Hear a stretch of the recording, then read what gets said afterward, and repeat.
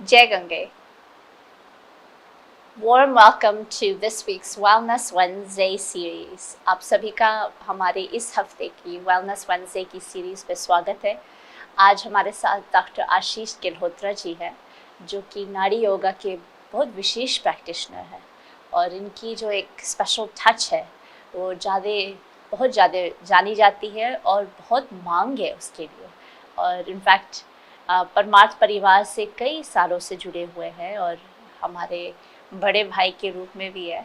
तो he is a wonderful asset to the Parmath Parivar and keeps coming here and serving in so many capacities.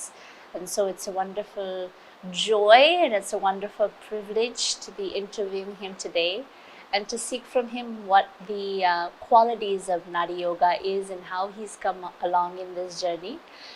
Today's conversation will be mostly in Hindi. We'll try to do a little bit of translation in between, but ज़्यादा से ज़्यादा आज का हमारा conversation, हमारी जो चर्चा होगी वो हिंदी में ही होगी, और बीच बीच में हम थोड़ा सा अंग्रेज़ी अपने जो दर्शक हैं जो विदेश से जुड़े हुए हैं उनके लिए भी करेंगे।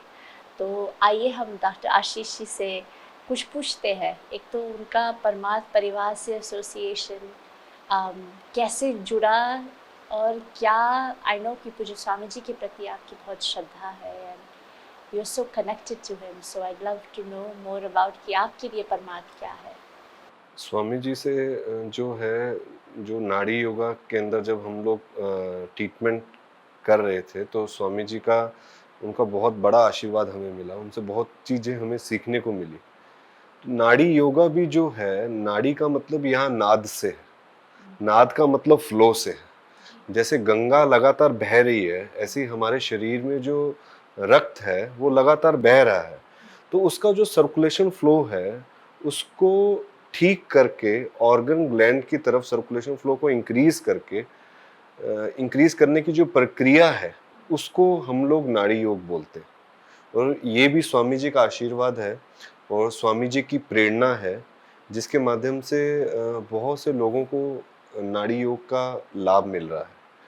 परमार्थ निकेतन के अंदर स्वामी जी जैसे बोलते हैं वेलकम टू होम, ऐसे ही स्वामी जी हमें बोलते हैं कि शरीर जो है वो ईश्वर की दी हुई सबसे बड़ी राशि है, जिसका आपने उपयोग नहीं सदुपयोग करना है। मैं दर्शकों को इंग्लिश में बताना चाहूँगी क्योंकि नाड़ी योगा की इतनी सुंदर परिभाषा उन्होंने बताई। एक्चुअली ही इज़ को फाउंडर ऑफ नाड़ी yoga and also his beautiful wife, beloved our beautiful Nishi ji, Dr. Nishi ji. So she will be joining us next week, so stay in touch for her interview. But both of them have really brought about such awareness about nadis, and he was just sharing so beautifully. Just like the river flows, such are the energy channels in our body, and those energy channels, they're called nadis, and that flow in the nadi is what defines health of the body, and that is what he's been doing. And he was sharing so beautifully how Pujya Swamiji has inspired the work and the awareness around Nadi Yoga. And I know आप जैसे yoga festival में जब आते हैं तो there's such a demand for Nadi Yoga, and how do you go about, मतलब आप कैसे डायग्नोसिस करते हैं? क्या नाड़ी योगा को किस तरह से पता करते हैं कि ये पेशेंट में ये प्रॉब्लम है? मतलब कैसे असेस करते हैं, डायग्नोस करते हैं? देखिए, जो हमारा जो शरीर है उसके अंदर बहुत सी ऐसी क्रियाएं हैं, अगर वो स्लो डाउन हो जाए तो उसका प्रभाव जो है हमारे पूरे शरीर पे पड़ता है। एक मैं आपको छोटा सा एग्जांपल देता हूँ। अगर किसी को हेडेक हो रहा है, ठीक है, अ, सिर में दर्द हो रहा है, तो अगर आप उसका फेस इंप्रेशन देखेंगे तो बार बार उसका हाथ इस साइड में जाएगा, अनकंफर्टेबल महसूस करेगा और यहाँ की जगह अपना प्रेशर डालेगा, या फिर आइज को क्लोज करेगा बार बार, या फिर गर्दन को ऐसे घुमाएगा इस तरीके से। तो इसका मतलब कि वो कहीं ना कहीं अनईजी है, यहाँ की साइड में उसका सर्कुलेशन फ्लो अच्छे से नहीं हो पा रहा है। तो अगर जब आप उस पेशेंट को अच्छे से देखेंगे, जब उस पेशेंट को आप अच्छे से देखेंगे तो आपको लगेगा कोई कोई सहज नहीं है, यहाँ की साइड में उसको कुछ प्रॉब्लम है, तो इसका मतलब यहाँ की साइड में उसको सर्कुलेशन फ्लो नहीं हो पा रहा, तो इसका मतलब उसको हेडेक की प्रॉब्लम है। तो उससे आप उसका डायग्नोसिस कर सकते हैं कि उसके सिर में दर्द है या आंखों की रोशनी है वो कम है, ठीक है। अगर पर्टिकुलर अगर आप उसी का ट्रीटमेंट देंगे, उसी की नाड़ी का ट्रीटमेंट देंगे, तो आप देखेंगे कि उसको बहुत ज़्यादा लाभ मिलेगा। ऐसे ही अगर किसी का पेट दर्द हो रहा है तो उसका हाथ कभी भी सिर की साइड में नहीं जाएगा, पेट की साइड में जाएगा। तो जैसे मैंने आपको बताया कि जहाँ सर्कुलेशन फ्लो अच्छे तरीके से नहीं हो पाता, तो जो आपका ऑर्गन ग्लैंड है उसके अंदर उसकी जो उससे जो हार्मोन्स क्रिएट होते हैं वो अच्छे से क्रिएट नहीं हो पाते, उसके कारण प्रॉब्लम क्रिएट होती है। और उसी से हम लोग जो है पेशेंट का डायग्नोसिस करते हैं कि उसके अंदर ये प्रॉब्लम है। एंड इट्स सो सिंपल ना, क्योंकि शरीर की एक नेचुरल इंटेलिजेंस है। बहुत हम जो ईश्वर ने हमें शरीर दिया है, बहुत सोच समझ के शरीर दिया। देखिए सिर जो है वो ऊपर की साइड में लगा दिया, ठीक है। हमारी 2 आंखें हैं, ठीक है, 2 हाथ हैं, कान हैं हमारे, ठीक है, 2 पैर हैं, ठीक है। और हम लोग ब्रेन का 8% यूज़ करते हैं। और अगर आप जानवरों के उसमें जाएंगे, उनके पास भी शरीर है, पर उनमें और हमारे में एक अंतर है कि वो उनका जो ब्रेन है वो हमसे जितना हमारा ब्रेन काम करता है, उनका ब्रेन उतना काम नहीं करता। Yes, yes. और उनका ये हिस्सा है, जैसे हम लोग अपराइट होते तो हमारे ये शरीर का हिस्सा सबसे ज़्यादा वजन है इस हिस्से में, लेकिन हम लोग 2 पैरों पे इस हिस्से के हिसाब से खड़े हो सकते हैं। तो ये इतनी ब्यूटीफुल इंटरग्रेट डिज़ाइन है भगवान ने बनाई है हमारे शरीर के, कि अपने आप शरीर बता देती है उसको क्या प्रॉब्लम है। शरीर बता देती है कि टेम्परेचर बदल गया है, या जैसे कई लोग कहते हैं कि अच्छा मौसम बदल गया है तो साइनसेस आने लगते हैं या तबीयत खराब होने लगती है। तो शरीर में बहुत सारी ऐसी सटल साइंस होती है जिसमें वो शरीर अपने आप अपने आसपास के वातावरण के चेंजिंग वातावरण को पिकअप कर लेती है वो। बिल्कुल बिल्कुल। आप देखिए कि जैसे अगर बहुत धूप है, अगर आप धूप के अंदर बाहर जाएंगे, ठीक है, तो ऐसा नहीं कि एकदम से आप बीमार हो जाएंगे, बिल्कुल भी नहीं है। सबसे पहले स्वेटिंग होगी आपको, बहुत ज्यादा स्वेटिंग होगी। वो स्वेटिंग शरीर का काम है कि टेम्परेचर वो बता रहा है कि आपको जो है गर्मी लग रही है, जो पसीना निकल रहा है वो सोडियम आपके शरीर से बाहर निकल रहा है, ठीक है। अगर आप बहुत ज्यादा फिर भी आप खड़े रहेंगे तो क्या होगा? डिहाइड्रेशन। हाँ, डिहाइड्रेशन होगी। तो हमारा जो शरीर है वो हमें बताता है कि हमें प्रॉब्लम आ रही है। ये अलग बात है कि हम लोग अपने शरीर के प्रति लापरवाह हैं। yes. तो हम सोचते हैं कि अपने आप से ठीक हो जाएगा।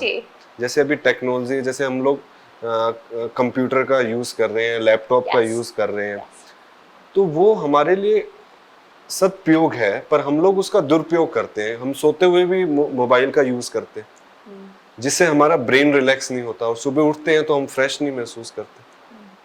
वो कहते हैं कि एक्चुअली सोने से पहले 1 घंटे पहले या 2 घंटे पहले हम मोबाइल या कंप्यूटर्स को यूज़ करना बंद करें, क्योंकि ये वाला जो हिस्सा इतना एक्टिवेट हो जाता है कि फिर वो रेस्टफुल नींद नहीं आती है। क्या होता है, जैसे मैंने आपको बताया कि हमारे जो ऑर्गन ग्लैंड है उनसे हार्मोन्स क्रिएट होते हैं। जैसे जो आपका लीवर है वो आपका सबसे बड़ा ग्लैंड है, उससे बहुत से हार्मोन्स क्रिएट होते हैं जो डाइजेशन में भी हेल्प करते हैं, ठीक है। इसी तरीके से जैसे हम कोई मोबाइल का यूज़ करते हैं या टीवी का यूज़ करते हैं, तो हमारे जो सेंसरी इशू है वो एक्टिवेट हो जाते हैं, ठीक है। और अगर आपने मोबाइल का यूज़ किया है तो आप मान के चलिए कि अगर आपने उसको 1 घंटा देखा है तो 2 घंटे आपको रिलैक्स के लिए चाहिए। तभी तो अभी जब से हम लोग, जैसे स्वामी जी बोलते हैं ऑलवेज कि हमें टेक्नोलॉजी का सदुपयोग करना चाहिए, पर हम लोग टेक्नोलॉजी का दुरुपयोग करते हैं।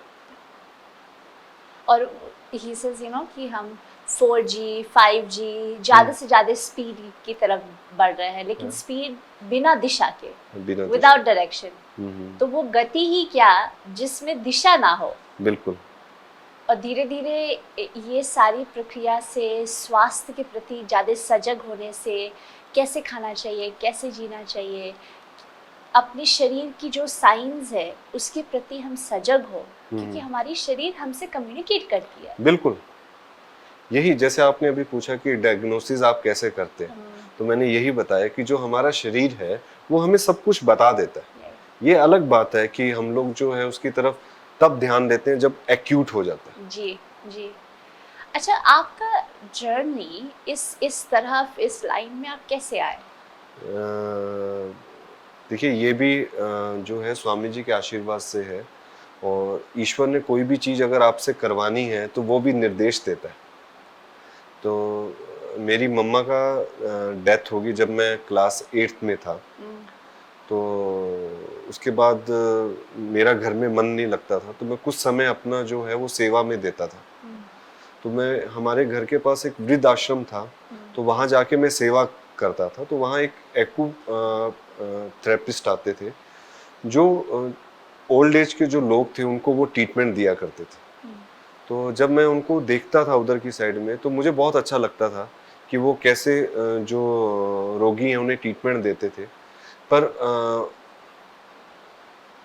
उनके अंदर एक चीज़ थी कि वो उन्हीं को सेवाएं देते थे जो वहाँ वृद्ध आश्रम में पेड़ करते थे। जैसे जो ओल्ड एज के लोग या उनके जो बच्चे थे वो जो पैसे देते थे उन्हीं को वो ट्रीटमेंट देते थे। और बहुत से ऐसे वृद्ध लोग थे जिनको घुटने और कमर में दर्द रहती थी, पर उनको वो ट्रीटमेंट नहीं देते थे क्योंकि उनकी फीस नहीं आती थी।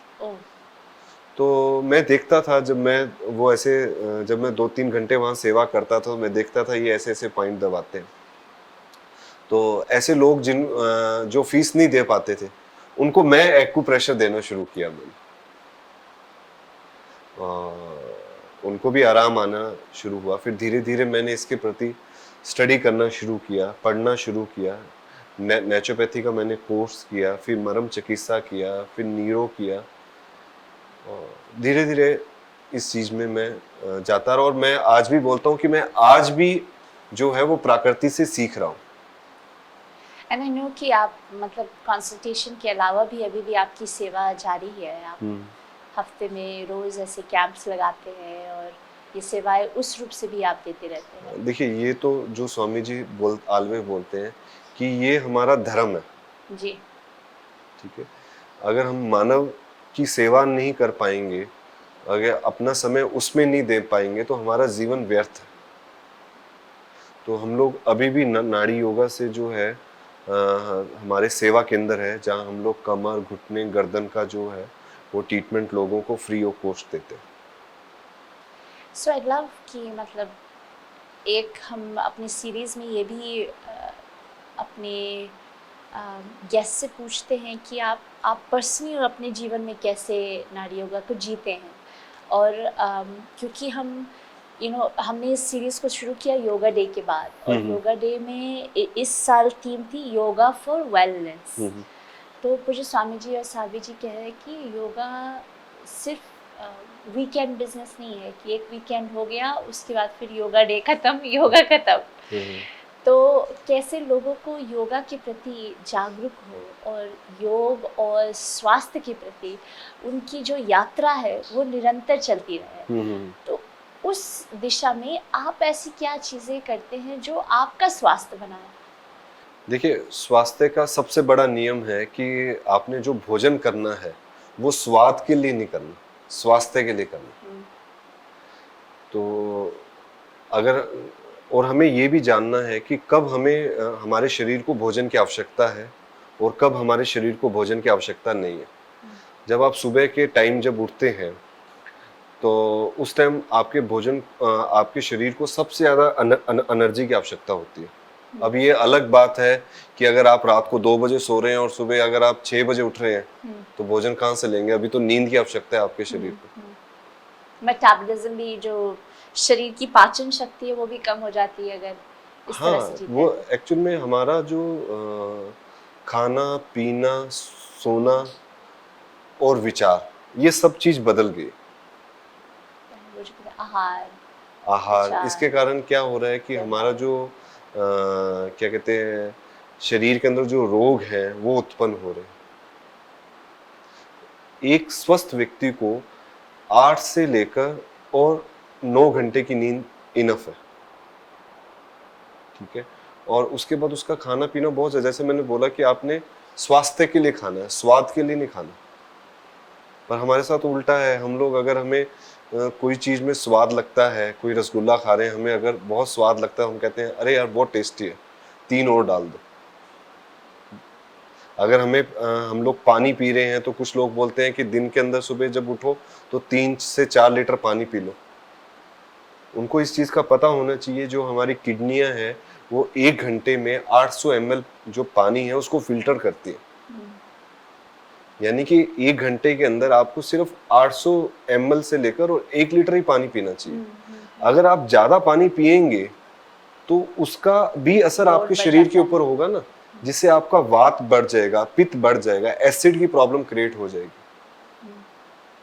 तो कुछ ऐसी चीज़ें जो मैं रेगुलर करता हूँ, तो मुझे ऐसा लगता है कि वो आपके लिए भी लाभदायक हो सकती हैं, तो मैं वो बताना चाहता हूँ कि मैं सुबह उठते ही गर्म पानी पीता हूँ, 500 से लेकर और 600 ml जो पानी है, यानी कि 1 गिलास पानी मैं पीता हूँ।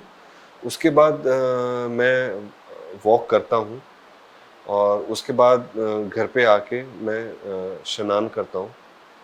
फिर योगा की जो योगा है उसको करता हूँ, और उसके बाद जो है 8 से 9 बजे के बीच के अंदर मैं अपना आहार लेता हूँ, ब्रेकफास्ट लेता हूँ। तो उसके अंदर मैं फ्रूट्स वगैरह ज़रूर लेता हूँ, ठीक है। और साथ में जो भी हमारे ट्रेडिशनल वीट्स हैं, जैसे मांडवा हो गया, ठीक है, और ये सब चीज़ें मैं लेता हूँ। और दोपहर के टाइम जो है वो मैं दही वगैरह लेता हूँ और चपाती लेता हूँ और दाल लेता हूँ। और रात्रि में मैं सिर्फ सूप और दूध पीता हूँ, क्योंकि हमारे शरीर के अंदर जैसे जो प्रोटीन होता है उसको कभी भी नाइट में नहीं लेना चाहिए। लोग रात को दाल खाते हैं, दाल को पचने के लिए जो है प्रोटीन जब पचता है तो उसको भी 4 से 5 घंटे चाहिए। अगर आपकी ऐसी प्रक्रिया रहेगी तो आपकी रोग प्रतिरोधक क्षमता जो है वो इंक्रीज रहेगी। आपको क्या कहते हैं, कैल्शियम की डेफिशिएंसी नहीं होगी, विटामिन डी की डेफिशिएंसी नहीं होगी, B12 आपका कम नहीं होगा। तो रात में हल्का खाना चाहिए? बिल्कुल, रात में हल्का खाना चाहिए ताकि वो आपको प्रॉपर तरीके से पचे।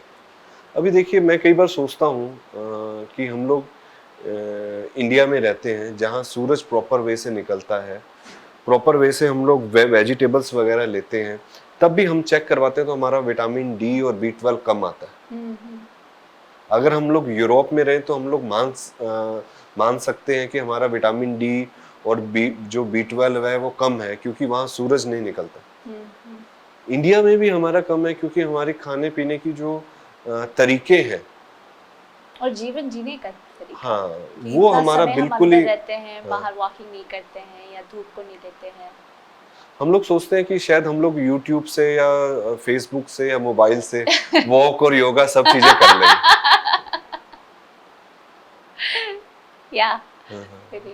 क्योंकि मैं बहुत से ऐसे पेशेंट होते हैं जो मुझे मैं उनको बोलता हूँ कि आपने सुबह सुबह ऐसा करना है, और 1 वीक के बाद जब वो आते हैं कहते हैं सर मेरा पेन तो ठीक है, तो मैं उनसे पूछता हूँ कि आपने ये किया? वो कहते हैं सर हाँ मैंने 3 दिन किया। तो मैं पूछता हूँ 3 दिन कब किया? कहते मैंने सपने में किया, ड्रीम के अंदर मुझे लग रहा था कि मैंने ये सब चीज की। So my question was कि क्योंकि अभी हमने देखा जैसे पैंडेमिक में कई लोग लॉकडाउन में जब थे तो अनफॉर्चुनेटली उनके पास ऑप्शन नहीं था बाहर जाने का, और बहुत सारे ऑनलाइन और यूट्यूब और उनको इसी का सहारा लेना पड़ा।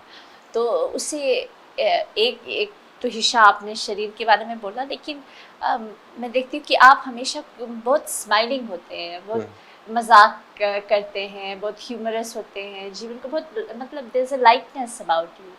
तो पेंडेमिक के दौरान हमें देखने को मिला कि लोगों की मानसिक स्वास्थ्य पे कितना असर पड़ा है।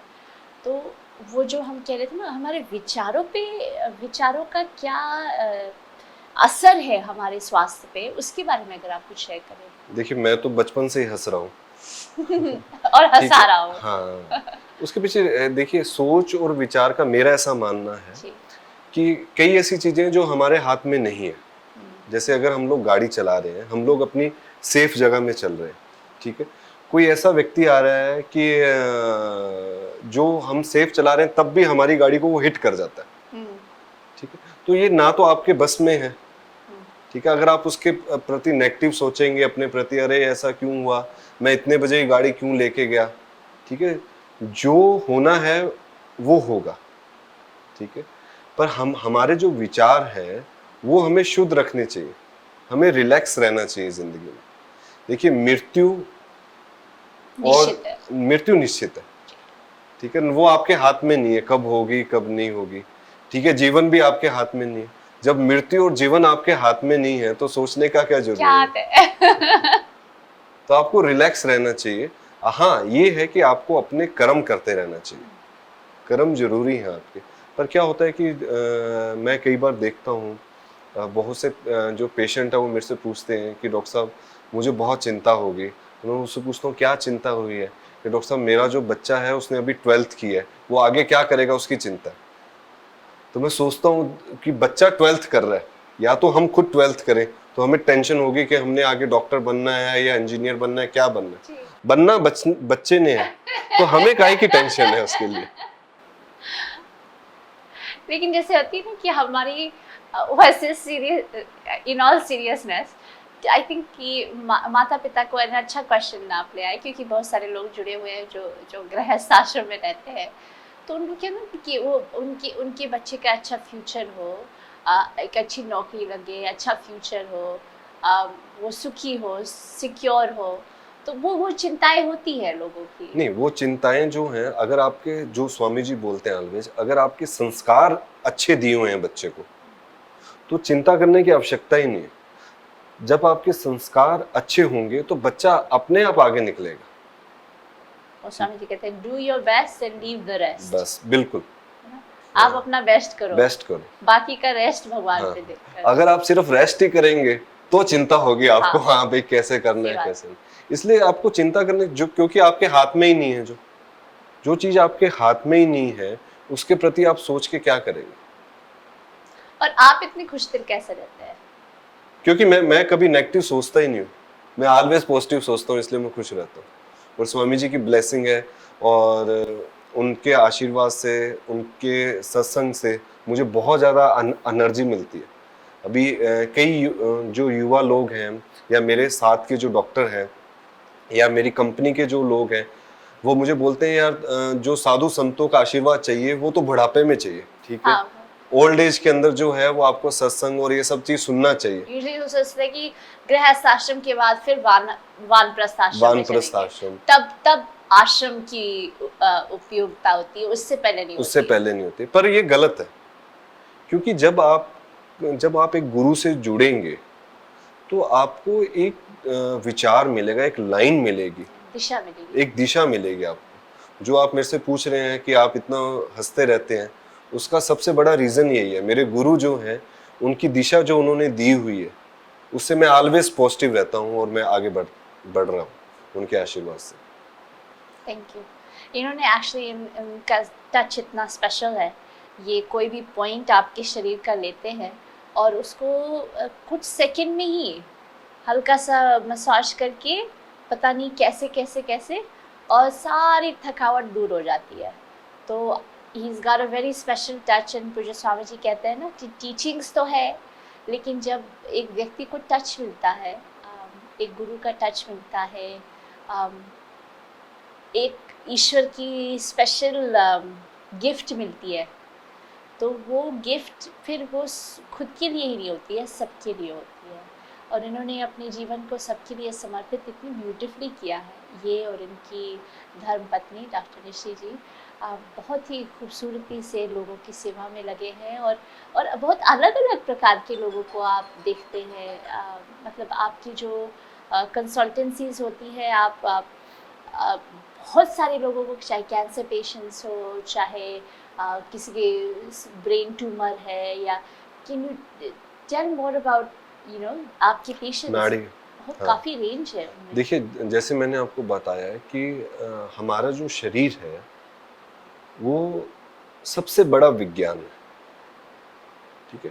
उसके अंदर हर प्रकार की चीज मौजूद है, हमारे शरीर के अंदर हर प्रकार का ट्रीटमेंट मौजूद है।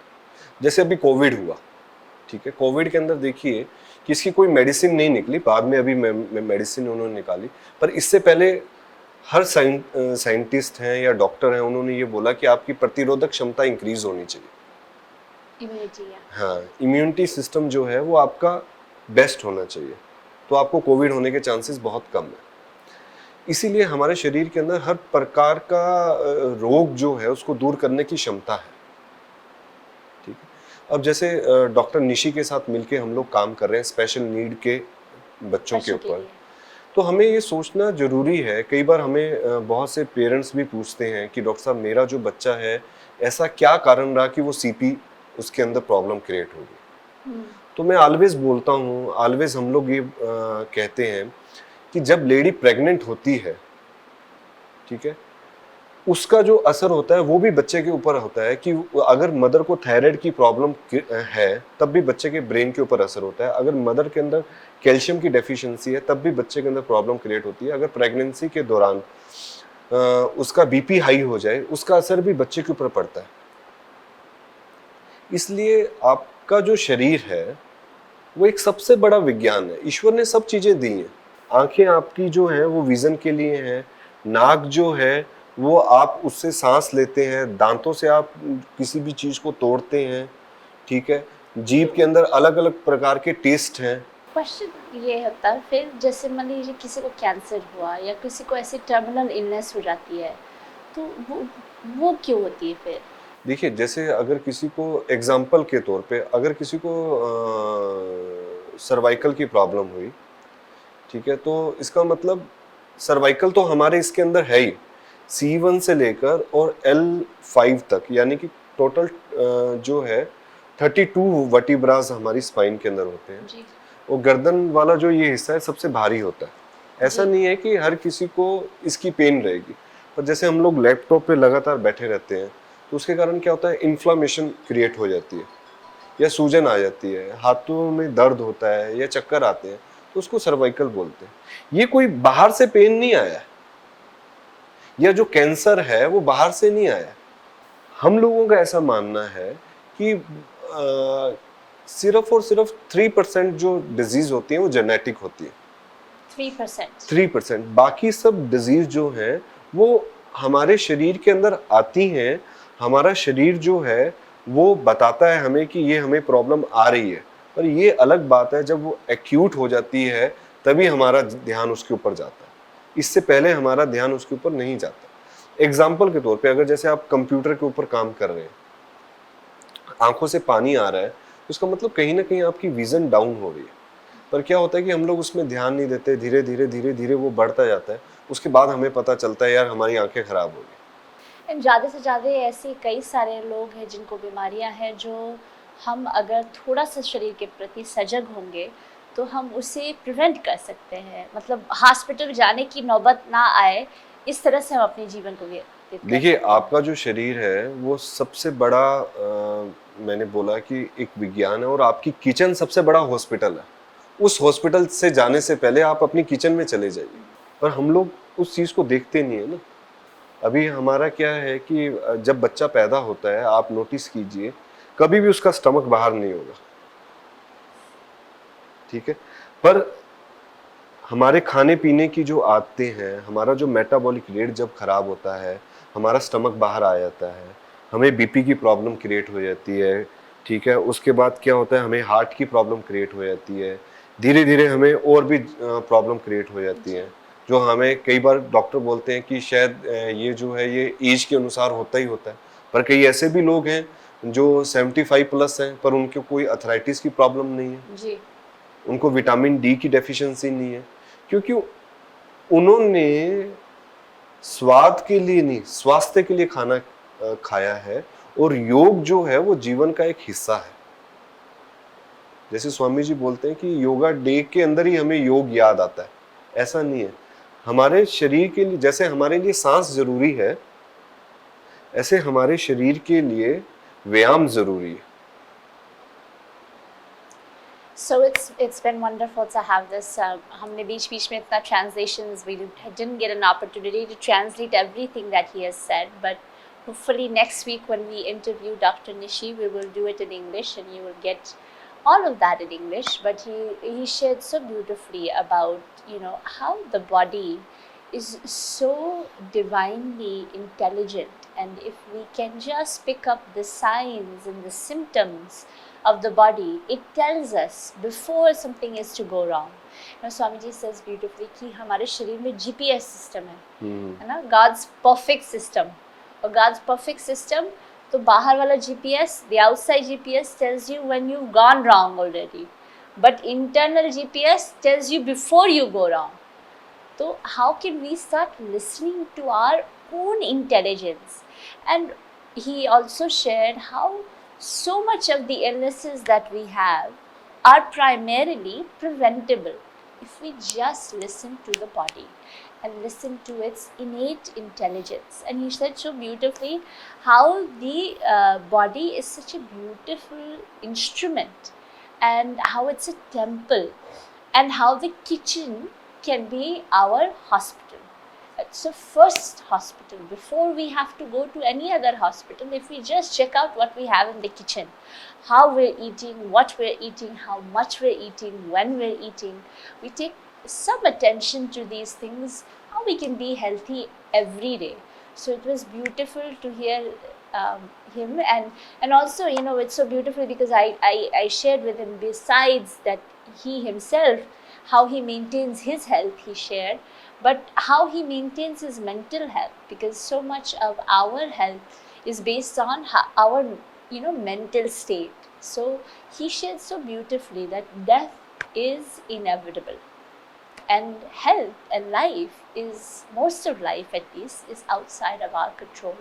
So our health is really in our hands, and whether we take it to worry about things that we cannot control, or we do our best and leave the rest, is really up to in our hands. So beautiful conversation we had with Dr. Ashish Ji today, and we hope that our people who are watching us, our global Parmarth family, will take a lot of benefit. आप हमें comment section में ज़रूर share करिएगा, कुछ विशेष अगर आपके questions होंगे तो आप share करिएगा, हम इनको pass on करेंगे और आप तक पहुँचाने का पूरा प्रयास करेंगे. बाकी के ये consultations भी देते हैं, we'll share all of the details there in our description section of this video, and we hope that you join us again next week with Dr. Nishiji as we learn more about the art and the science of Nadi Yoga. Jai Gange. जय